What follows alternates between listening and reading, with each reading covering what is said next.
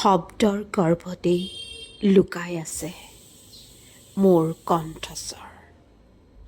তোমাক বিচাৰি ফুৰাৰে পৰা সন্ধিয়াৰ অদৃশ্য খোজৰ শব্দই গৰকা গৰকা দি গচকি আছে মোৰ শত শোকৰ বিলাপ বিননি।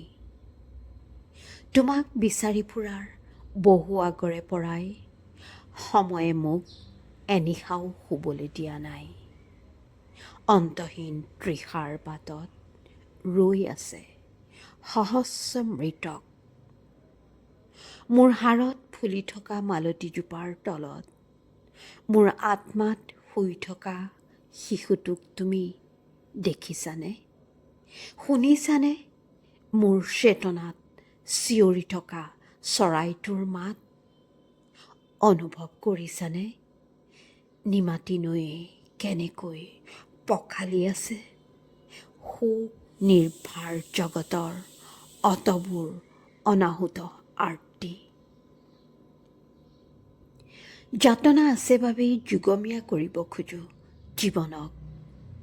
সময় শব্দ আৰু শিলত গঢ়িব খোজোঁ পাহৰণিয়েও পাহৰা সুৰম্য সভ্যতা।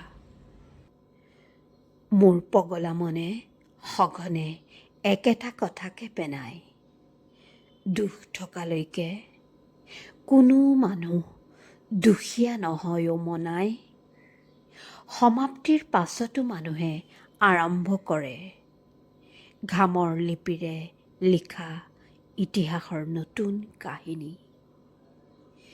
তৃষাৰ বাটত ৰৈ থকা সহস্ৰ মৃতকক নেওচি আকাশৰ চৰম শৃংগত বিচাৰি নিজাপি ঘৰ যাওঁ বুলিনো মই কেনেকৈ গুচি যাওঁ কোৱা? শব্দৰ গৰ্ভতেই লুকাই আছে মোৰ কণ্ঠস্বৰ।